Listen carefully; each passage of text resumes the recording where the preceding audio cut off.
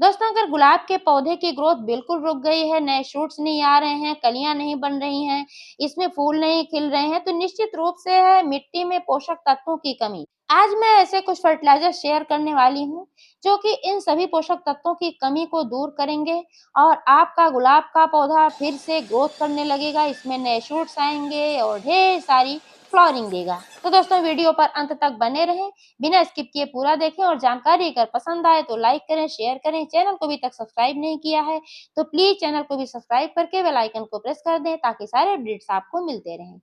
नमस्कार दोस्तों, एक बार फिर से मेरे YouTube channel love with nature में आप सभी दोस्तों का बहुत बहुत स्वागत है।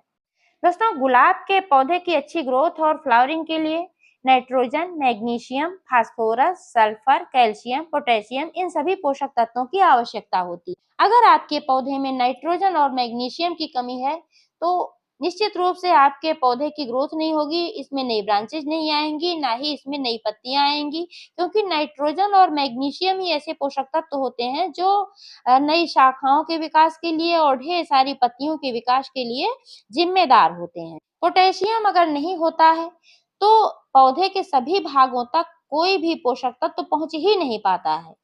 पोटेशियम की खास भूमिका होती है कि पौधे के सभी भागों तक पानी और सभी पोषक तत्वों को पहुंचाना, और पोटेशियम की कमी से पौधे में फूल भी नहीं आते, कलियां भी नहीं बनती हैं।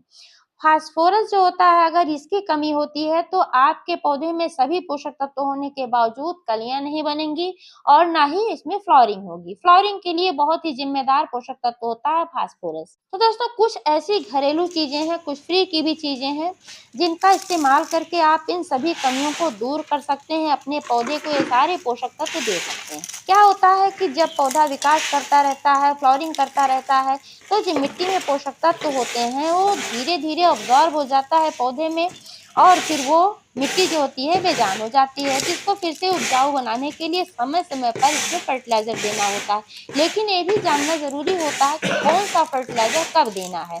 अगर आपके पौधे में किसी दूसरे पोषक तत्व की कमी है और आप दूसरा चीज डाल रहे हैं तो आपके पौधे को फायदे की जगह नुकसान होगा। इसलिए सबसे पहले आपको ये जानना जरूरी है कि आपके पौधे में किस पोषक तत्व की कमी है। जैसे अभी आप ये देख पा रहे हैं, जो मेरा गुलाब का पौधा 1 साल पुराना है और इसमें अच्छी खासी फ्लावरिंग होती थी। आपने देखा होगा, अगर आप पुराने व्यूअर्स हैं तो मैंने इसका वीडियो कई बार अपलोड किया है, तो इसमें बहुत ही बड़े बड़े अच्छी फूल खिलते थे। लेकिन अभी इसमें फ्लावरिंग बंद हो गई है, इसकी ग्रोथ भी बंद हो गई है।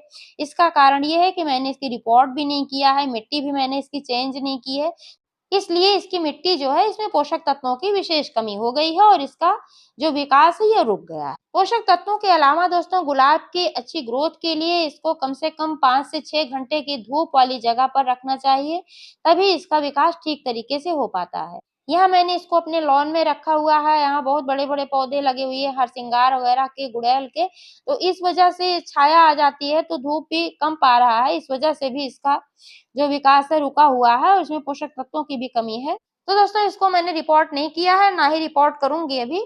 आज मैं इसमें से अधिकांश मिट्टी निकाल कर इसकी मिट्टी चेंज कर दूंगी, बस थोड़ी सी मिट्टी इसमें मैं छोड़ने वाली हूँ। तो इस तरीके से इसकी जो मिट्टी है भुरभुरी है, पहले से मैंने गुड़ाई करके छोड़ दिया था और इसमें से मिट्टी निकाल लेना है। अब बहुत ही थोड़ी इसमें मिट्टी बची हुई है। मिट्टी निकालते समय इस बात का विशेष ध्यान रखें कि इसकी जो जड़ें हैं वे डैमेज नहीं होनी चाहिए, क्योंकि अगर जड़ें डैमेज हो जाएंगी तो आपका पौधा सूखने लगेगा, खराब हो जाएगा। अब दोस्तों, मिट्टी निकालने के बाद इसमें जो सबसे पहला चीज मैं डालने वाली हूँ ये है सरसों की खली। सरसों की खली जो होती है नाइट्रोजन और मैग्नीशियम से रिच होती है, इसमें सल्फर भी पाया जाता है और भी कई सूक्ष्म पोषक तत्व पाए जाते हैं जो कि पौधे के विकास के लिए बहुत ही आवश्यक होते हैं। इसके इस्तेमाल से इसमें नए नए शूट्स आएंगे और इसमें फ्लावरिंग भी होगी। क्वांटिटी की बात करें दोस्तों, तो जो इतना बड़ा मेरा कंटेनर है 16 इंच का है, तो इसके लिए मैंने 50 ग्राम लिया हुआ है। 50 ग्राम इसमें डालना है और इसको थोड़ा सा ऐसे क्रश कर लेना है, तोड़ लेना है, क्योंकि जब छोटा छोटा रहता है तो जल्दी अब्जॉर्ब होता है, इसमें जल्दी गलता है जब हम वाटरिंग करेंगे। आप चाहें तो इसको लिक्विड फॉर्म में भी यूज कर सकते हैं। और दोस्तों दूसरी चीज़ जो मैं इसमें यूज़ कर रही हूँ, ये है नीम की खली। नीम की खली जो होती है इसमें नाइट्रोजन की भी अच्छी मात्रा पाई जाती है और भी पोषक तत्व पाए जाते हैं और साथ-साथ इसमें एंटी फंगल, एंटी बैक्टीरियल गुण होते हैं, जो कि मिट्टी को स्वस्थ रखते हैं, फंगस वगैरह नहीं लगने देते हैं और इससे हमारा पौधा स्वस्थ रहता है। क्वांटिटी की बात करें तो इतने बड़े गमले के लिए इसको भी मैंने 30 से 40 ग्राम लिया है और इसको भी ऐसे ही इसमें डाल देना है। केले का छिलका जो होता है पोटेशियम का बहुत ही अच्छा स्रोत होता है, तो मैं केले के छिलकों को सुखा कर रख लेती हूँ, कई बार तो मैं पाउडर फॉर्म में भी इसको रखती हूँ, जो केले के छिलके सूख जाते हैं तो फिर इनको मैं पाउडर फॉर्म में करके रख देती हूँ, जब भी ज़रूरत पड़ती है 2 चम्मच 3 चम्मच पौधे के जो कंटेनर है उसके अनुसार मैं उसमें यूज़ कर लेती हूँ। लेकिन अभी मेरे पास इसमें नहीं है पाउडर फॉर्म में, तो ये खड़े-खड़े ऐसे ही हैं और सूखे हुए हैं, तो इनको ऐसे ही तोड़कर यानी कि क्रश करके गमले में डालना है। अब इतना बड़ा जो मेरा कंटेनर है 16 इंच का, जिसमें 2-3 छिलके आसानी से डाले जा सकते हैं, क्योंकि जो सूखे हुए छिलके होते हैं, इसमें पोटेशियम की मात्रा थोड़ा कम हो जाती है। जो हरे छिलके होते हैं, पूरे ताज़े, तो उसमें मात्रा ज़्यादा होती है, लेकिन जो ताज़े छिलके होते हैं, उनका यूज़ ज़्यादा नहीं करना चाहिए। उनका यूज़ अगर आप कर रहे हैं, तो मिट्टी में बहुत ही गहराई में दबा कर सकते हैं, क्योंकि थोड़ा-सा भी ऊपर रहेगा, तो मिट्टी में फंगस लगने का खतरा बना रहता है। आप चाहें तो इसका भी लिक्विड फॉर्म में फर्टिलाइज़र तैयार कर सकते हैं। चाहे तो सूखे हुए केले की छिलकों का और चाहे तो आप ताज़े केले की छिलकों का भी इस्तेमाल कर सकते हैं। छोटे-छोटे टुकड़ों में काट कर, पानी में डालकर ढक कर रख दीजिए, 2 दिन बाद ये लिक्विड फर्टिलाइज़र तैयार हो जाएगा। कुछ लोग कहते हैं कि अगर इसका इस्तेमाल किया जाएगा तो फंगस लगेगा, लेकिन ऐसा कुछ भी नहीं है। ये बिल्कुल मिथ्या बात है, क्योंकि मैंने इसको करके देखा हुआ है प्रैक्टिकली। कहीं कोई फंगस नहीं लगता है, आप निसंकोच इसका इस्तेमाल कर सकते हैं। चौथी चीज़ जो मैं डालने वाली हूँ दोस्तों, ये बहुत ही पावरफुल है, ये बहुत ही ज़रूरी भी होता है। आप चाहें तो गोबर की सड़ी हुई खाद डालें या फिर घर पे बना हुआ ये कंपोस्ट खाद डालें। तो आज जो मैं यूज़ कर रही हूँ, ये घर पे बना हुआ कंपोस्ट खाद है, जो कि मैंने सब्जियों के छिलकों और कुछ गोबर वगैरह से भी बनाया हुआ है। इसमें गोबर भी मैंने डाला था, गुड़ डाला था, कॉफ़ी पाउडर डाला था, बहुत सारी चीज़ें मैंने डाला था। इसका भी वीडियो मैंने अपलोड किया है, कैसे मैं घर पे कंपोस्ट खाद तैयार करती हूँ, क्योंकि मैं बाज़ार से नहीं मँगाती हूँ। कई लोगों को मैंने सुना है कहते हुए कि जो बाज़ार से वो लोग कंपोस्ट खाद मँगाते हैं, तो उसमें अधिकांश मिट्टी होती है, लेकिन हम जो घर पे बनाते हैं, थोड़ी-सी मेहनत लगती है, तो इसको अगर हम बना लेते हैं, तो ये बहुत ही बढ़िया होता है, पावरफुल होता है, क्योंकि इसमें पोषक तत्व मौजूद होते हैं, इसमें मिट्टी तो मिली नहीं होती है और जो बाज़ार से आता है, तो क्वांटिटी तो हम अपने अनुसार डालते हैं, कितना ही हमें डालना है कंपोस्ट और उसमें मिट्टी होती है, तो फ़ायदा नहीं करता है। ऐसे ही 3-4 मुट्ठी इसमें ये कंपोस्ट खाद भी डाल देना है।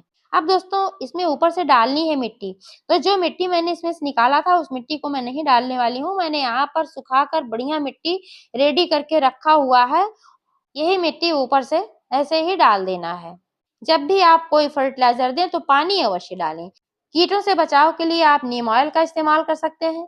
नीम की पत्तियों से बना हुआ भी कीटनाशक इस्तेमाल कर सकते हैं, बहुत ही पावरफुल होता है। और आप फिटकरी का भी इस्तेमाल कर सकते हैं, बस क्वांटिटी सही होनी चाहिए। ज़्यादा मात्रा में अगर आपने इस्तेमाल कर लिया, तो आपका पौधा जो है इसकी पत्तियाँ जल सकती हैं। फिटकरी फर्टिलाइज़र का भी काम करता है और कीटनाशक का भी काम करता है, क्योंकि जो गुलाब की मिट्टी होती है, इसे थोड़ी एसिडिक मिट्टी पसंद होती है। तो जब फिटकरी का आप इस्तेमाल करते हैं, तो इसकी मिट्टी भी एसिडिक हो जाती है और फिटकरी में पोटेशियम अच्छी मात्रा में पाया जाता है। आपके पौधे को पोटेशियम भी मिल जाता है, जिससे पौधे की ग्रोथ अच्छी होती है और इसमें फूल भी बढ़िया आते हैं।